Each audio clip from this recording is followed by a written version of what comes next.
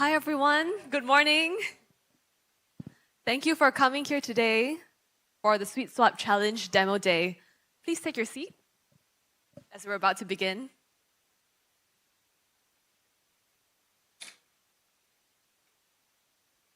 Thank you. I'm so excited to see all of you here. And before we start, I want to share a bit more about why we started the Sweet Swap Challenge. Nurasa was set up with a mission to drive adoption of sustainable nutrition. And underneath this lofty goal, it's really about making food that tastes good and make you feel good, so consumers would then want to eat it. And we want to carry out this mission alongside our partners in the ecosystem. And that's exactly what you'll see here at the Sweet Swap Challenge. We have our corporate partners, Givaudan, Very Calibre, Little Farms, all here today, completing the full value chain from ingredients all the way to the consumers. We also have our startups, really amazing teams, very innovative brands here that you'll hear from. And we also work with sugar reduction technology companies that you'll hear more about in the pitch. So for a bit of context, this is not a typical demo day because we don't have a wide list of 20 companies that you'll hear from.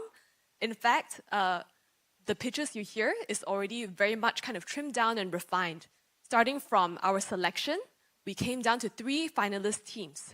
And these teams went through a very rigorous co-creation process together with the Givaudan team to come up with a product that you can taste and feel today. And out of these 3 teams, we try to match sugar reduction technology companies as well as very innovative products together to create the end product. And through this process, we learned that it's not all so easy. We have one team that really successfully made it to bring both startups' ingredients and products to market. And the other 2 teams, the brands have worked very closely with Givaudan to create the new products. So I want to first thank our corporate partners who are here today, Alex, Givaudan, as well as the rest of the Givaudan team. We have Yeting and Sun Chai from Very Calibre.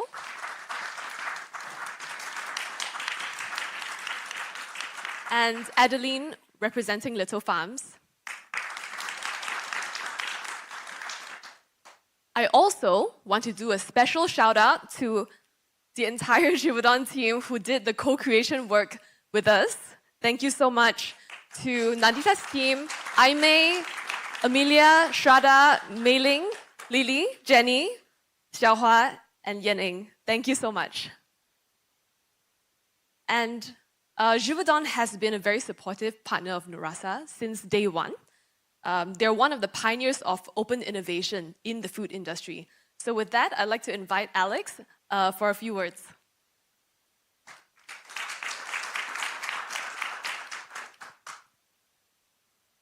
Okay, they put like a T mark here, and they said that I should not move. Andrew, where's Andrew? Here, is it? Okay, fantastic. All right.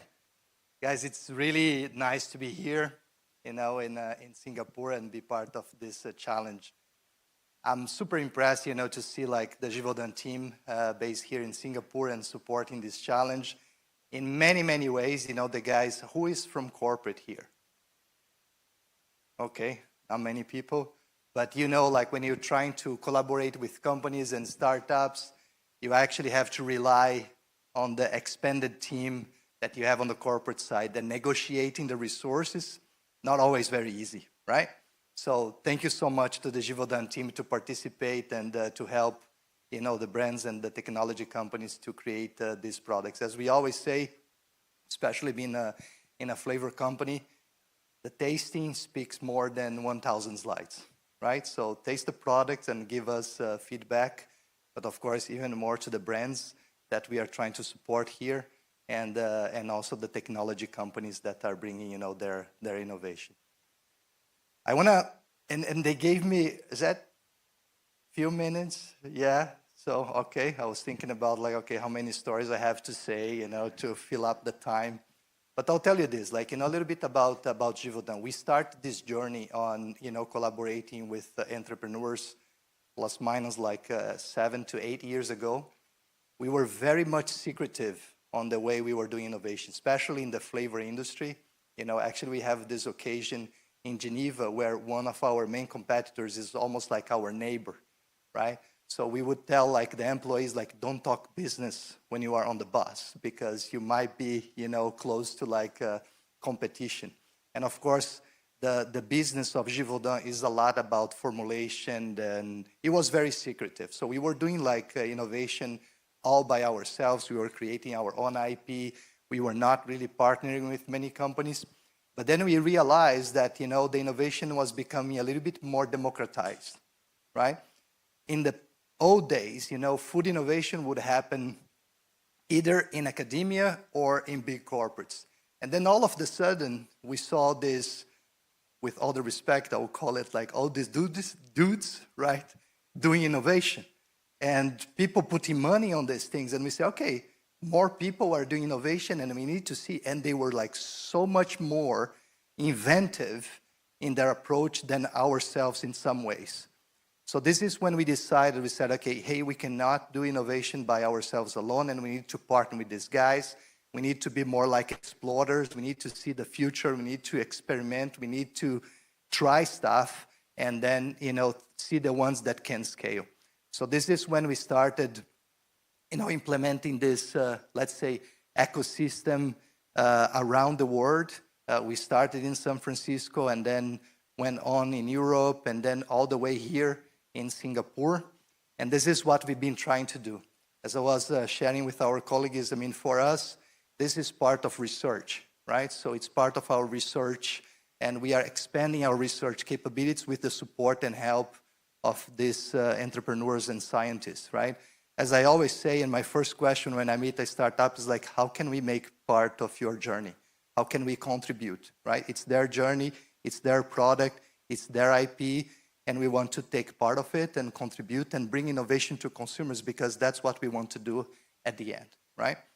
It's been like a huge journey and we are learning quite a lot, and that's how we are shaping up. So we have established this, again, all around the world. And going to the second part of what I want to share with you, we are super happy with this partnership with Nurasa, very happy, right? So the execution has been great, the way they approach has been great, the way the team is executing as well. I was super impressed on how the challenge was done and the calls and the different time zones you guys have to manage, right? We had startups all over the place, and it was really good. So my thank you to Siu Ling and the team, because I'm very happy with the way you guys executed. So thank you so much. And the space is very important to us, right? Sugar reduction, war on sugar, whatever you call this need is there. There are solutions today, but still, I always say sugar and salt, these are still the biggest challenges we have in the industry, right? And we keep looking for new solutions, for new technologies. And it was great, when we talked to Siu Ling and she said, let's do a challenge. And we came up with still remember meeting at Nurasa with Andrew doing his, candy thing and talking about matching, the technology with the brand. And we said, that's it. So let's do this. And they went through the process. Now we got here with this finalists, and we are super happy with the different technologies and different brands. So thank you guys for participating, and we'll definitely follow up with all of you. And then finally, my last topic to share with you. If you are in the corporate or the startup or wherever you are in this space, for sure, you need to be patient, right? So that would be, I want to give a few tips, right? You need to be patient. There are a lot of lessons learned. A lot of time spending on NDAs, right, Andrew, and MTAs and discussions and lawyers, and we still have to create the product, and and we can't meet on the same day. You need to be patient with this, right? And it's normally like the first thing you do is not what you are actually aiming for, But I think, as you persist and as you are diligent in this process, you will definitely find, and create impact for the company, as we have seen, right? So after 7 years, we are still betting in this space in a partnership with food tech companies, and we keep moving the same direction because we see the results. But for sure, you need to be patient. You need to learn and, improve yourself, improve the process, and for sure have very good relationships internally at your corporate to, guarantee that you can execute and deliver good results. With that, I finish my part, probably not filling up all the time, but thank you very much for your attention.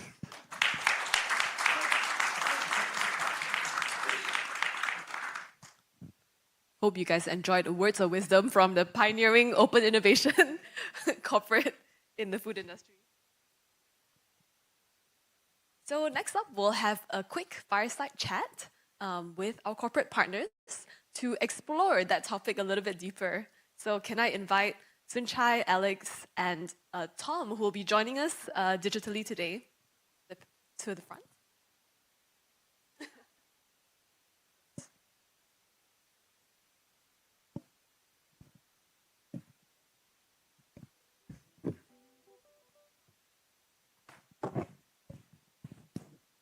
Okay, so you've all met Alex. Maybe I can invite Sunchai and then Tom to have a quick introduction about yourself and your company. Yeah, sure. Hi, everyone. I'm Sunchai from Barry Callebaut, a coffee, tea, and chocolate lover. And always exciting to see the great product and indulgence coming from a great taste of chocolate that makes everyday life a little bit happier and enjoyable. Yeah. And Tom.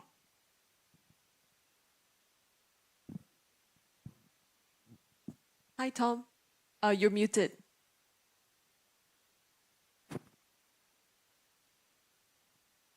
Okay, we'll circle back, Tom.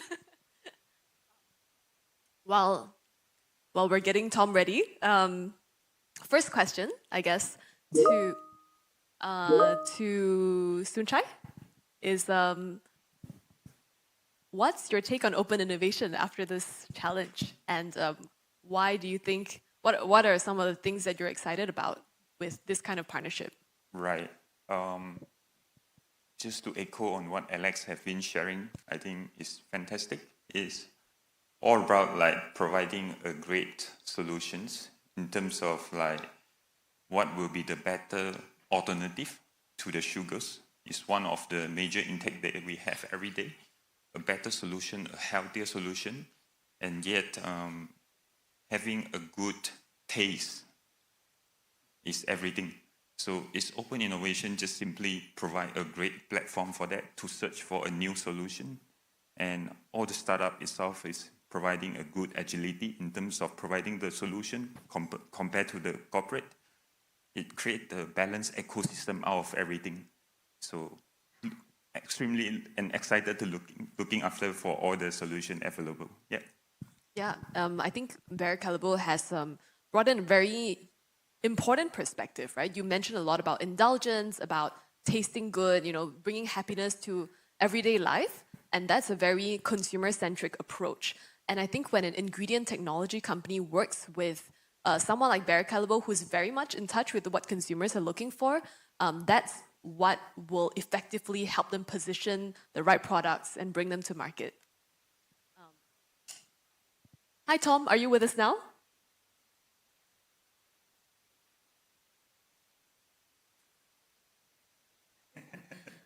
And for Alex, you've looked at open innovation with Mista as well, in the US, and you have a very interesting setup in Europe. You've seen many different challenges. What are your thoughts on the format that we had this time round? What was interesting? What were some learnings? What do you want to continue? Yeah, thanks, Suki, for the question. And yeah, we do a lot of challenges, right? And we are always looking for different companies and technologies. And what I like again and I'll go back to Andrew and his, matching candies. And at the end, he said, what is great is that once we actually match the technology with the brand, we can actually go to market. And this is where Little Farms is coming to play.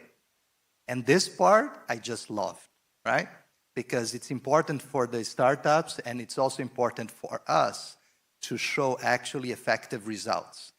This is one thing that it's the first time, right? So I really appreciate this challenge that is really driven to go to market. And then we see and we'll get like feedback from consumers as well on these products that we launch. I think this is the part that I really like about the Sweet Swap is the direction into business, into like going to the consumers and getting the solutions in front of them. We haven't seen this before, and I'm sure many people did not see this before. And I would not be surprised, if actually you see people copying it, going forward. And you can be proud of it because it's hard. It's not easy. And, special thanks to Little Farms because, you got to be very brave to do this, right? Of course, we still have to do more work, right? I mean, I guess we create a prototype and we need to evolve. We need to see how to scale. But them being open to actually launch the products in their store, this is amazing. So that's to me the part that I like most about the Sweet Swap. Thank you, Alex. I do hope that lots of people start copying it. We don't mind at all, as in the spirit of open innovation. Just to check. Hi, Tom. Can you hear us now?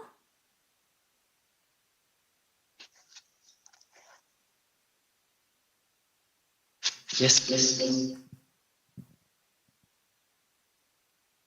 Hello, Tom. Can you hear us?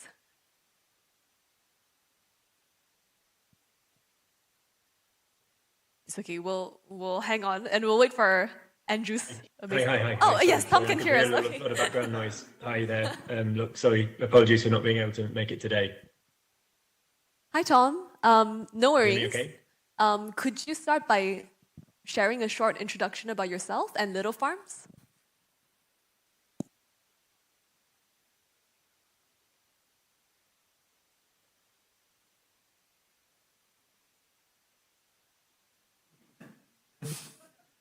I can't hear anything from you guys. Sorry, I can't hear you guys.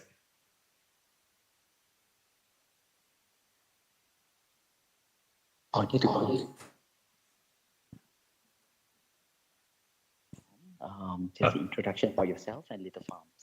Okay, sure. Yeah, look, apologies for not being able to make it today. Yeah, I'm Tom Gray, Commercial Director at Little Farms. I've been in Singapore for sort of 5 years, Hong Kong 4 years before that, originally from the UK. Marks and Spencer is my background for 15 years in the London office there. So always in the kind of gourmet supermarket arena, on mostly on packaged foods and fresh foods. Little Farms. So we are, as of today, a 6-store, 5-restaurant gourmet grocer and restaurant group based just in Singapore. Next week, we open our 7th retail store, our 6th restaurant on Sentosa Island, and that's really the reason I can't be there today. Which I'm working with the team just behind that door on the fill plan for that store. Yeah, like I said, based exclusively in Singapore, aspirations to grow the business here in Singapore to about double its size now. So roughly 15 sites in Singapore is our aspiration. And we're also writing a Southeast Asia business plan to take the business into other parts of Southeast Asia. We're an all-natural retailer. Which means we have barely any preservatives throughout the whole store. We have a 200 banned ingredients list, which we are about 98% compliant against. No E numbers, no chemical additives, and so obviously that renders us kind of relevant and suitable for the discussion today and the discussions previously. We're bringing product in from around the world, predominantly Australia. So about nearly 50% of our product comes in from Australia, but we're also buying from the UK, the US, throughout Europe, particularly on fresh produce, and increasingly from inside of Singapore, particularly on our private label range, which is now about 200 SKUs strong, which we predominantly source from Singapore. We look for kind of the best producer of a particular category, obviously with someone who shares our credentials around all natural and around ingredients, and we ask them to build our Little Farms private label range, which is a fast growing part of our business. Is that okay? Yes, this is very okay, Tom. Thank you for the introduction. We know you're very busy opening up your new store, so thank you for joining us. And to add on to what Tom said about why Little Farms is a great partner for this challenge is because, exactly as you said, you're very intentional about sourcing and finding the right products that fit into your sustainability and your nutrition kind of offering to the customers. Little Farms is, not just your everyday. It might not have, 100 stores, 1,000 stores in Singapore. You start with a small group of targeted consumers, and we think that's very interesting for the challenge because it is about that early adoption of new innovations, right?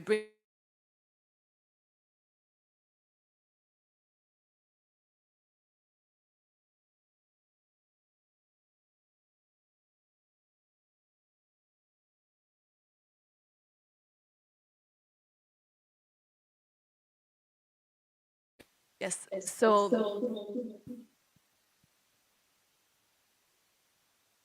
So Andrew, if you could help us.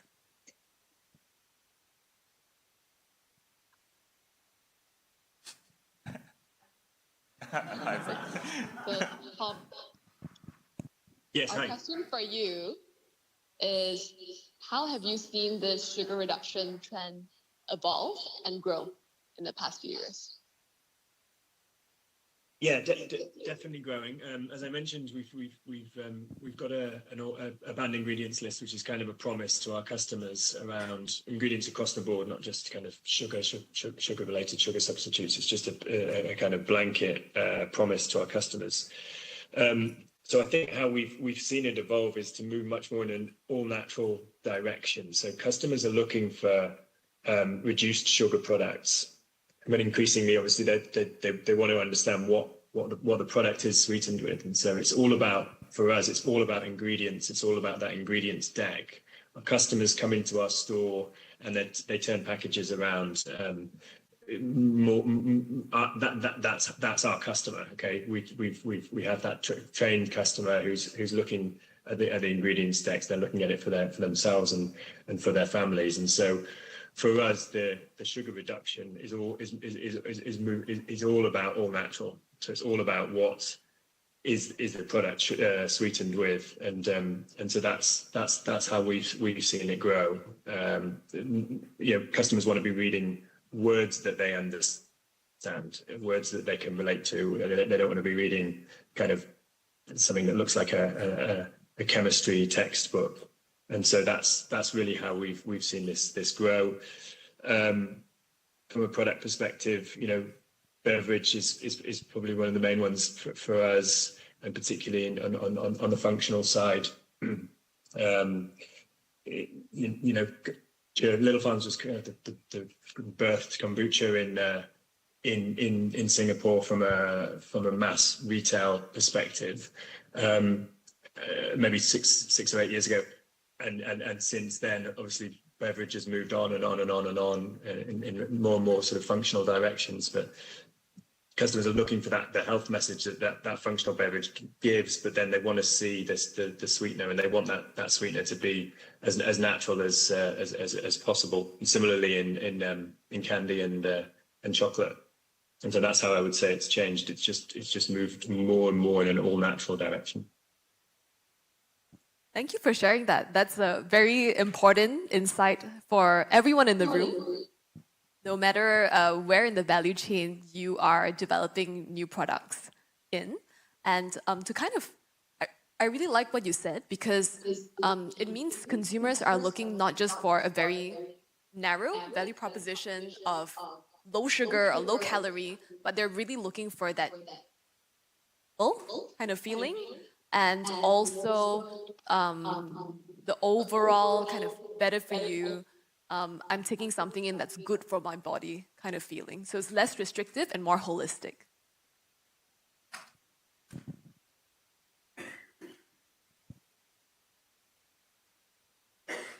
And so with that, I think we're almost ready to move into the pitches. If you could share any last words or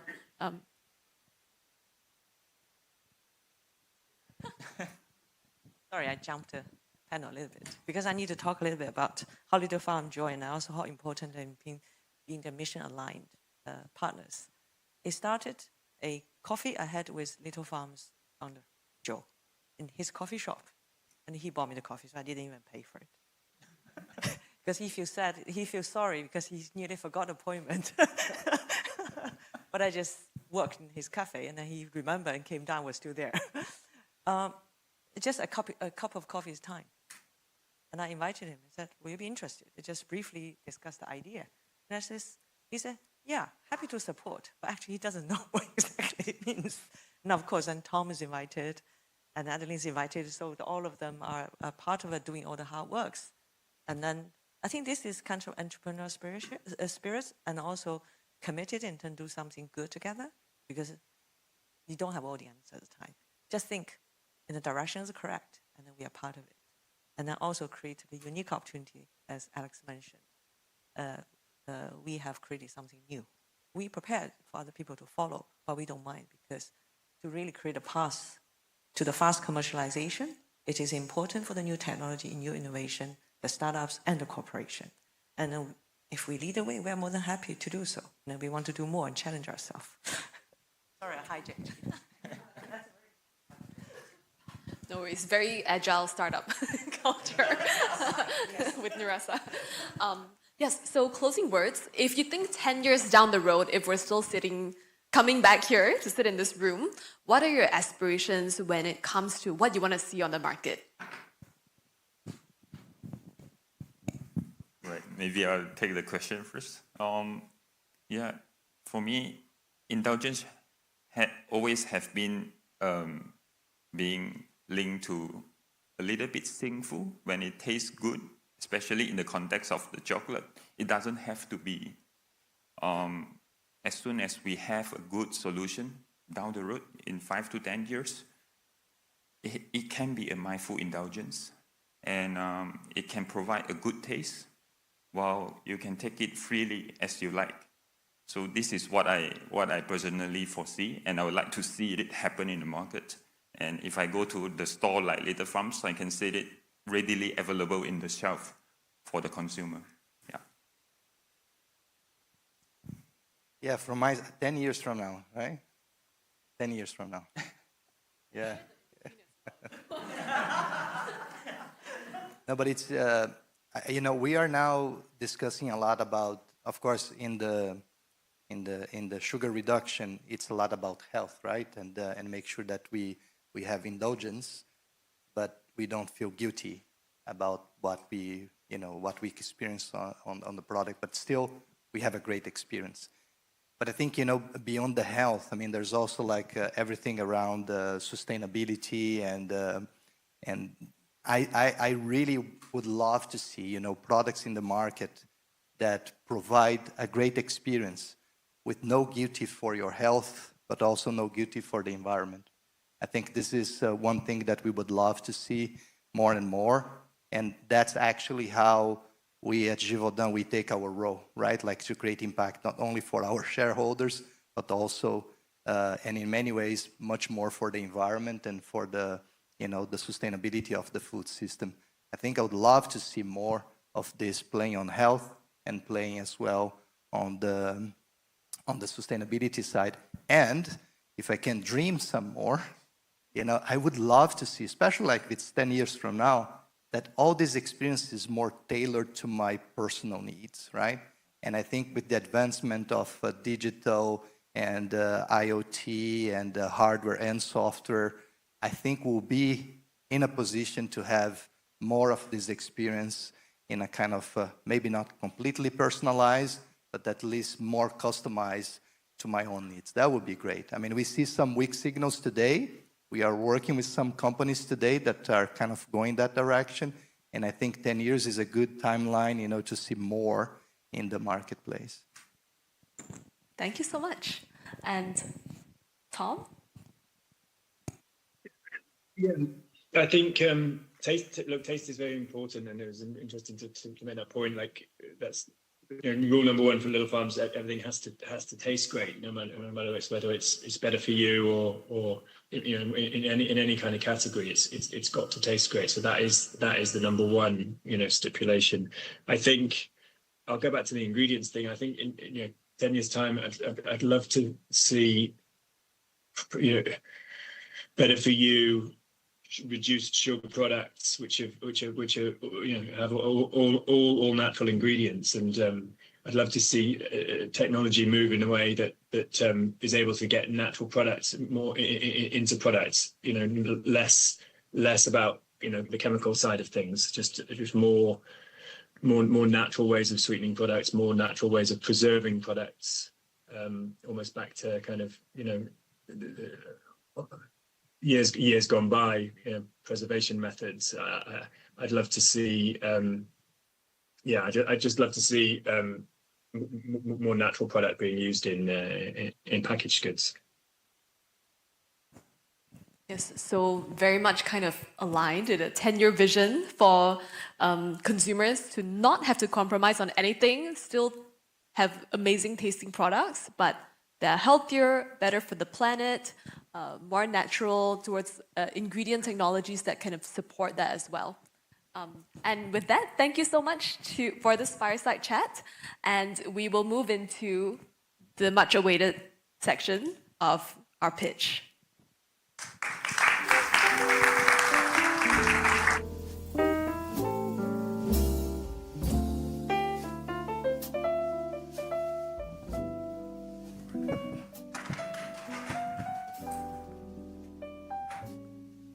So first up, we have Smiling Food and Koa & Co. We'll start with Eduardo from Koa & Co. All right. Good morning, everyone.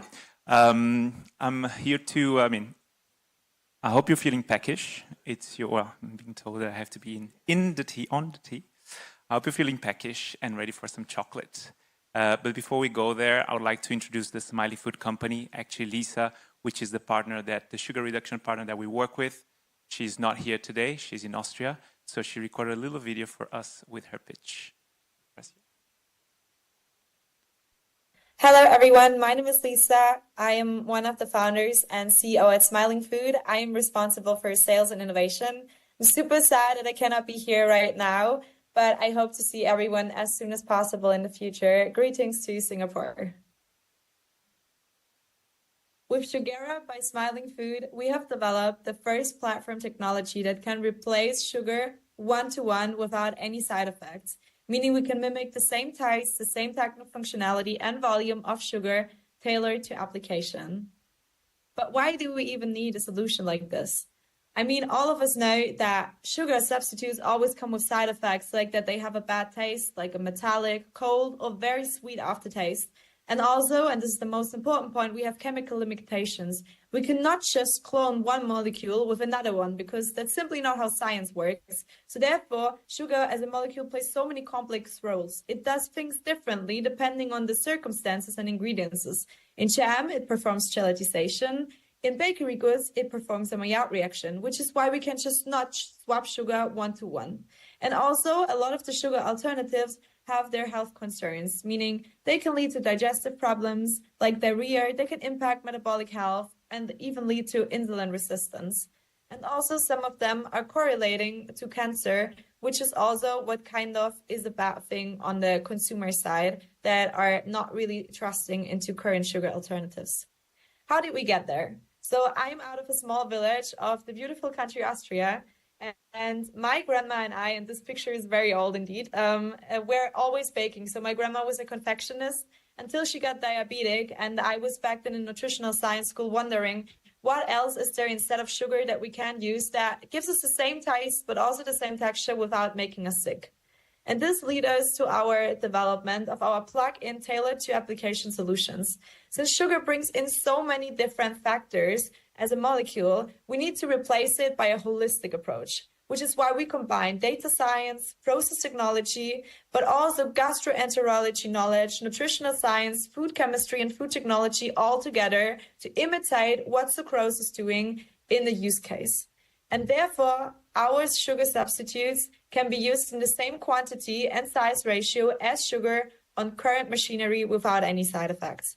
And more, they are entirely plant-based without anything synthetical, meaning that our plugins can be used in the exact same way. They are food matrix adapted, they are sensorial like sugar, meaning not only the same sweetness curve, but also the same sweetness power, so that we have the same dopamine that we would like to receive from sugar. And it performs from a techno-functionality point like sugar. We have cloned it on 6 different applications, which is chocolate, bakery goods, confiture, soft candy that also includes hard candy, the pharma industry, and ice cream that also includes dairy. As well, we can do sauces and very small amounts, like for example in pizza. Our USPs are, through every plugin, is that our solutions are high in fiber, 100% plant-based, they have between 40 and 60% less calories, they are entirely sugar-free, can be used the same amount like sugar, they don't have any aftertaste, they are EU approved, and because the EU regulations are so tough, they're also approved worldwide. We don't have any laxative effects, meaning we don't lead to diarrhea like polyols do, and we are suitable for diabetics, which was, of course, also due to my grandma, a very important point for me. Our team comes from different backgrounds. Some of us have already startup experience, like Nicola was one of the COO at Rebel Meat that got sold 6 months ago. And Harald, for example, built up the R&D for Manna, one of the biggest and most liked food brands in Austria. We have to 80% background in science and 20% is operations and qualitative and quantitative measurement of our supply chain. Of course, the market, which is quite interesting, is growing for sugar alternatives because customers actually demand something that is healthier for them, but still they don't want to give up on the sweetness, which is a huge market opportunity to start with sugar-free products. Let's talk about our approach. We sell B2B, meaning we sell to other food producers. That means we provide them with a certain quantity of what they need in regards to the product they want to perform. So we first understand the KPIs, then we understand why customers do love your product, and then we do an in-house validation before doing the trials with our customer on their machinery. Until now, what's important is that compared to the competition, we don't have the side effects of sugar, but we also don't have the side effects of other sugar alternatives, making it the perfect fit. We started 2021 with our research and went through a lot of incubators and got a lot of governmental grants, winning several important technology prizes. And right now, we have validated our prototype on lab and are starting our pilot tests, leading us also to the Sweet Swap Challenge. So if you're ready to level up your sweetness, please contact us as soon as possible. Thank you so much. Thank you, Lisa. All right, so my turn now. So I'm here today to present to you a sweet opportunity to improve your health through pleasure. And I want to start there with a little story. It's a story that happens more than 20 years ago. It was 4:30 in the morning and I was very frustrated. I was very frustrated not because it was 4:30 in the morning, but because I was driving my father to his dialysis session. My father used to have to go 3 to 4 times a week to his dialysis sessions. And it pained me. It was very painful to me to see him going through that very tough process. My father loved his food, he did not like to exercise, and the last 15 years of his life, he lived in moderate to poor health until he passed. And that left in me, subconsciously, this what I call a healthy obsession with health and wellness. So fast forward to about roughly a year ago, I was pondering what to do next after I left the previous startup that I co-founded. And I came across this staggering statistic that shows that globally, we're living longer, but not healthier lives. And that's mostly due to modifiable behaviors like diet and exercise. And as you can imagine, that hit me right at my core. It's the story of my father. I decided there and then that I had to do something about it. Now, my background is in fast-moving consumer goods. I worked in snacking, nutrition, and plant-based categories.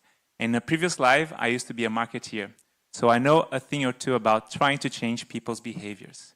We are creatures of habit. It's tough to change our behaviors. The best way to change our behaviors is to tap into simple existing behaviors and make them better.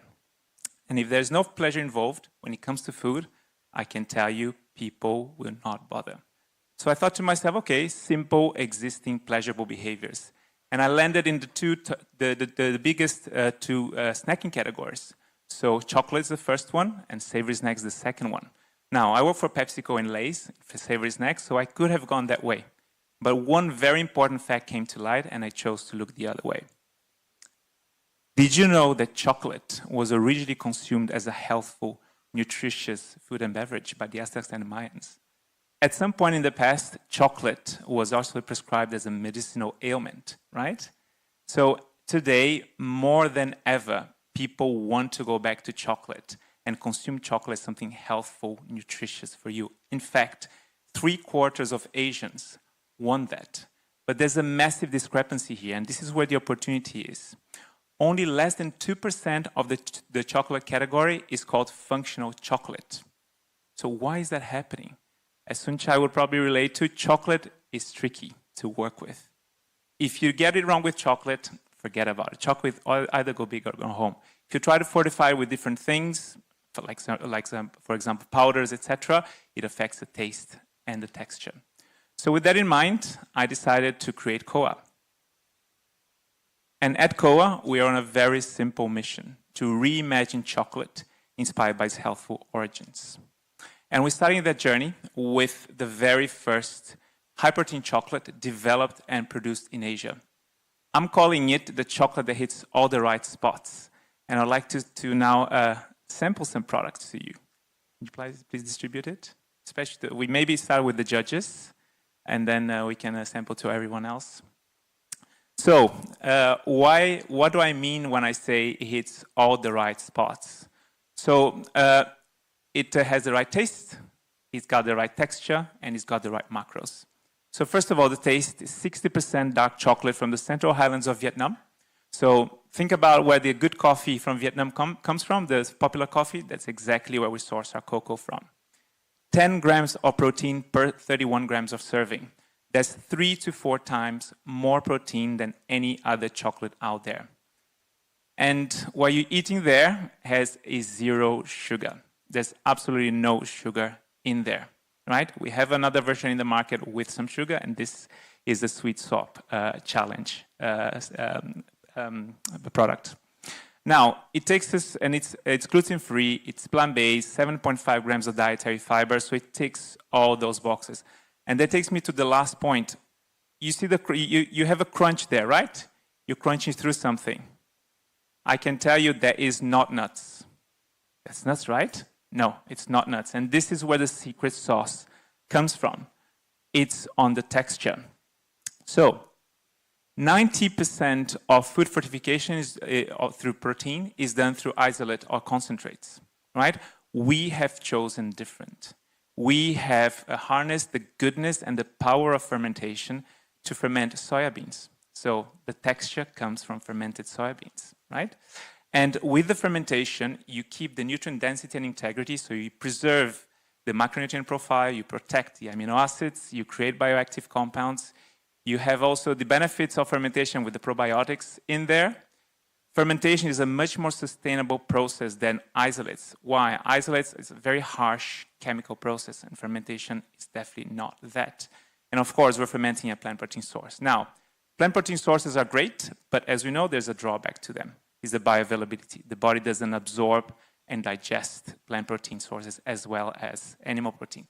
But when you ferment plants, that's what the bioavailability goes on par, very similar to that of animal protein. So the quality of the protein is absolutely great. So that's all I had to tell you today. I hope Koa has hit all your right spots. And of course, I have one last slide, which is to show, of course, this has been a fantastic process with a very close collaboration from the Nurasa and the Givaudan teams. And it's the first time probably that I lead a project that has a very tight timeline, and we hit all the milestones from the very tight timeline. I can tell you 20 years of my career, I had never seen it. So thank you very much for that. Thank you.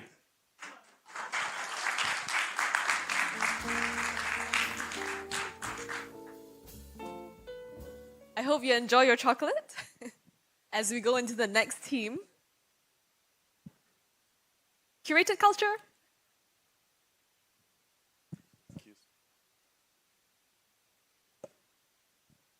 Hi, everyone. Excuse me. Been talking a lot the last few days. So, my name is Christian. I'm CEO and co-founder of Curated Culture. I think what we've seen in the fireside chat and is the trend overall is talking about indulgence, guilt-free enjoyment, and adding health benefits to food and beverages. Well, that's not that easy, as we all know here. Before I jump into this, a big thank you to Givaudan. They really helped us create a product in a very short timeline. Within 4 weeks, it wasn't a sweet swap, it was a new product development. So that was really exciting, and it worked. And there's samples for you here and outside to try. So, now let's jump into the story. Curated Culture creates health and wellness beverages, specifically for the Southeast Asian consumer. When we come to food, these are the kind of foods we love here in the region. I myself had deep fried and spicy yesterday, but we know that it's not really good for us. At least long term, we know it's not good. We enjoy it in the moment, and it really affects our gut health. And when it comes to gut health, poor gut health is a major risk factor for suffering from diabetes, cardiovascular issues, respiratory issues. And in Southeast Asia, 3 out of 5 people are suffering from these diseases. So you probably know someone in your friends or family who's diabetic, high blood pressure, obese, and has certain limitations in their quality of life. And improving gut health can significantly reduce that risk of these issues. But the food industry doesn't make it very easy.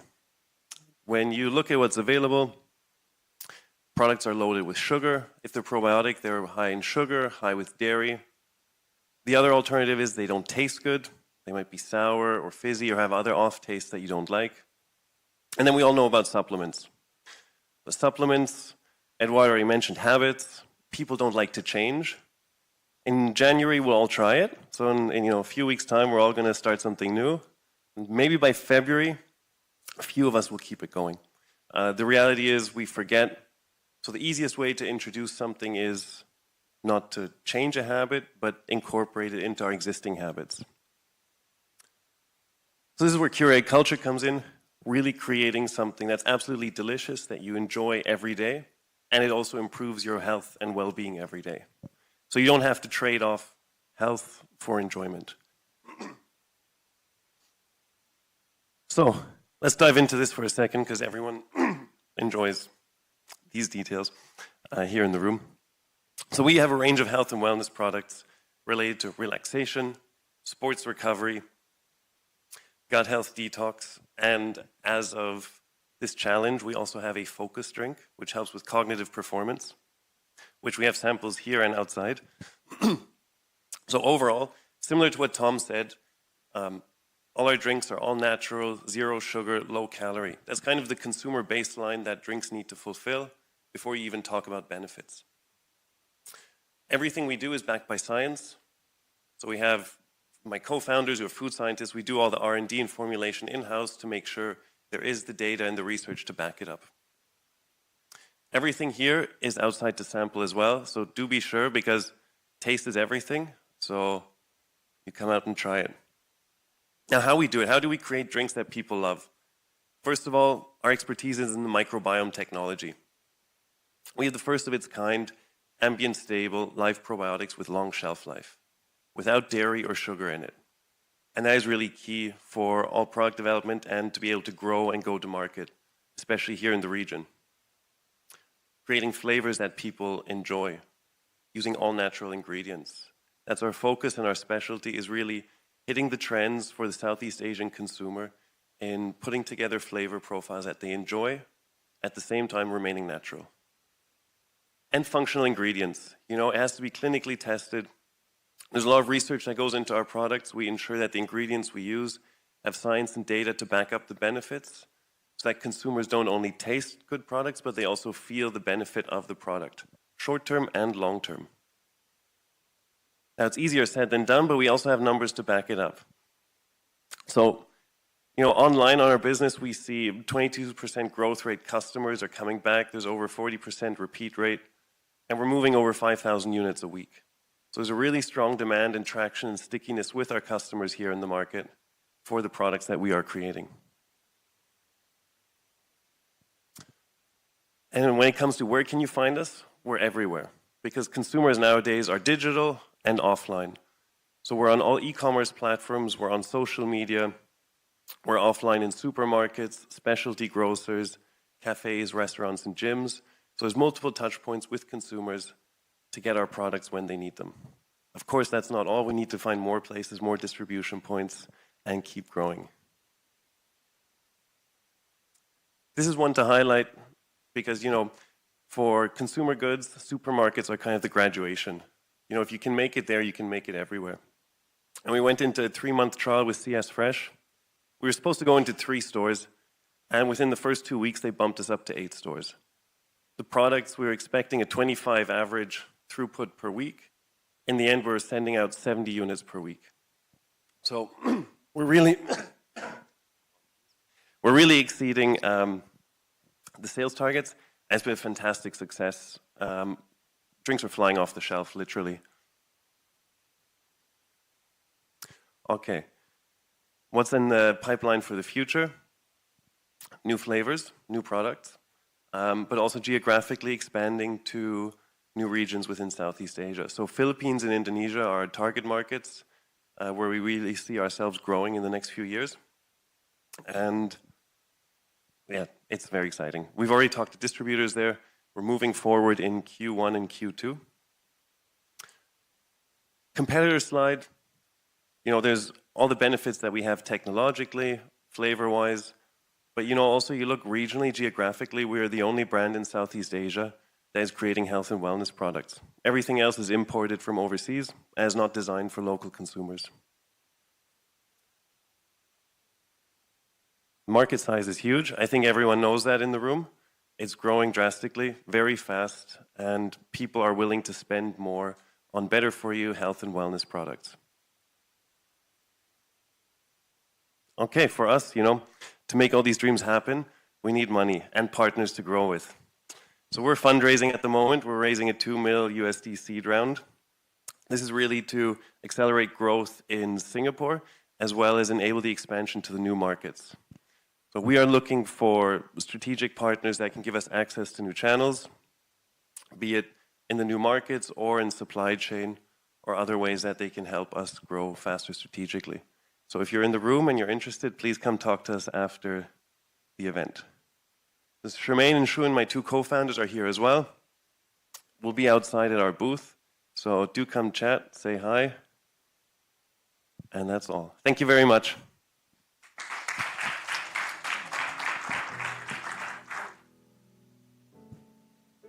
Thank you, Christian. And Shuling and I actually attended a women breakfast event this morning, and we talked about how we have to champion women founders as well. It's so good to see that Charmaine and Shuwen are actually, working very hard behind the scenes too, bringing curated culture to life. And last but not least, I'm very happy to feature Vivian from Herb & Tea to share her pitch. Hi, good morning, everyone.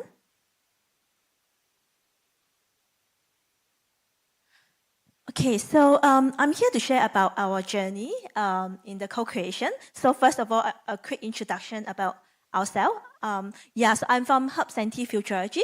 Basically, we want to bring the traditional goodness of tea and herbs into our modern day's life. Yeah, so these are the things that our mom make us when we are young and very beneficial for us, but they are getting rarer and rarer. I mean, it's more challenging to access to it. Okay, so Yeah, so why capsule, right? So a lot of people ask me this question. So first of all, our family situation have changed, right? In the past, you might make a big pot of soup or herbal tea for the entire family. But right now, most of us either live alone or we just want to make our own cup of tea. So in a way, a small serving is something that is beneficial for everyone. And capsule is small, so their carbon footprint is also smaller. Imagine carrying 300 ml of bottle drink versus our 5 ml of like herbs, right? And it's very versatile. So if you like, you can actually add juice, make your own cocktail, as well as adding milk or oats milk. And they're small but mighty, functional. You can also stock them up in your pantry. Imagine having 100 capsules versus 100 different bracket drink. So that saves you a lot of space. And it's quick to prepare. With just 1 minute with the machine, you can actually get a hot and wholesome drink that benefit you. Yeah, and our drink focus on functional health as well. Things like mental your focus, right? Your relaxing. We have some tea later that you can try. One is perfect for before you go to bed, or you just want to be a bit more relaxing. Yeah. So next is where will our product be available? So we have different channels. So I just walk you through in a day of the life of our consumer. In the morning, they can just make themselves a cup of tea, maybe a rise and shine, which is a peppermint and ginseng to wake them up. And in the afternoon, they can visit one of our partner cafe to enjoy a cup of cocktail, maybe our ginseng hibiscus and rose, right? That help them with digestion as well. It's a very interesting drink that you can mix with like cranberry juice. Is cooling, right, after the hot day of walking around after lunch. And after that, at work, you can actually enjoy a cup of tea. They help you focus without caffeine. And next, when you're traveling, maybe before you go to sleep, you can have a cup of our tea to relax and let you have a good night's sleep. So that also tell you our distribution channel and our business model is also B2B as well as B2C. Yeah, so our tea capsule offering ranges mainly focus a lot on American ginseng. There's a story behind because my family, I'm kind of like a third generation that is into food business. My grandfather is making candy. My parents actually is trading or traditional Chinese dry goods. So in the trade, they accumulated a lot of herbs, right? We are not exactly a herb trader, but somehow that's how it works in the way they do business. So yeah, we're trying to see how we can make use of this rather than just get rid of them, right? It's a big waste of these precious herbs. And I tried to force my family to drink like herbal tea. And it didn't work. They say, it's too troublesome unless I make it for them. So I was thinking, hey, we have been drinking a lot of Nespresso coffee. Can we make that into that format so they can enjoy it? So I tried, and then somehow, hey, actually it can work. But of course, the commercialization, the actual production and R&D take time. Yeah, so after that, I also tried to come up with more flavor. So we have Serenity, the second one, which later you can actually try. Yeah, and that is our ginseng with flora, which include like rose, chrysanthemums. Yeah, it helps you relax and also focus at the same time. Yeah, so as a person that drink a lot of coffee, I start to feel an effect when I get older that I get very tense. So yeah, I'm doing this also to benefit myself. Okay, so our co-creation journey started with the flavor that I just mentioned, ginseng and chrysanthemums. So it was a really short and intense week because of certain things that happened before. Yeah, so we have actually less than 1 month. With that, I was traveling one of the week. And it was really intense. I worked in IT line for the past more than a decade, right? But this is really agile. So we haven't even sit down and work on the same table, but we have been sending the ingredient back and forth as a collaboration, and that works the best for us during that time. Yeah, so our you can actually taste the product. So we actually conducted tasting session, right? We got a lot of support from Nurasa. So really big them to Nurasa as well as Givaudan for this partnership. Yeah, so is this whole experience actually also opened up idea for me to include additional flavor and functional ingredient in a different format, right? So there are certain formulation of herbal soup or tea that doesn't taste so good, but maybe that is a new opportunity for us to make it even better. Yeah. So I guess that's the end of my presentation. Thank you, everyone. Thank you, Vivian. I really loved the connection between what we heard in consumer trends and then the products that we see and taste today. So that's all our pitch for today. And to conclude our very tight timeline Sweet Swap Challenge, thank you to all the finalists and our corporate partners for making this work. It is actually quite insane to launch 3 new products here at the event in a span of 1 month. So thank you so much. And with that, we'd like to go into the prize giving, starting with Adeline from Little Farms to share our first prize for the finalist with Vivian.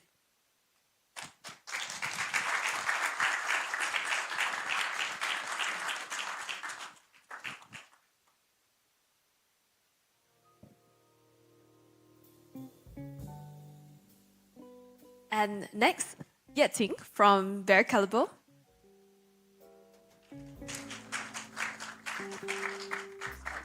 For our next finalist, Curated Culture.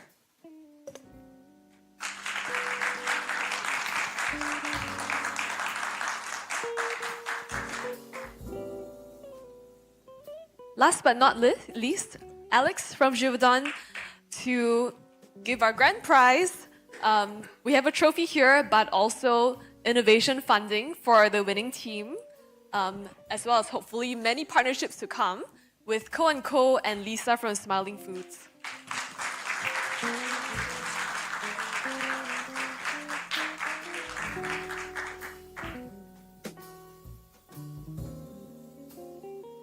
All right, please don't go because next we have a quick photo taking for all of our finalist teams. Not just the presenter, if the rest of the team you're here, please come up as well. Corporate partners, Vera Calibo, Adeline, Shielding, please do come up as well. Oh yes, and Tom. Hi, Tom.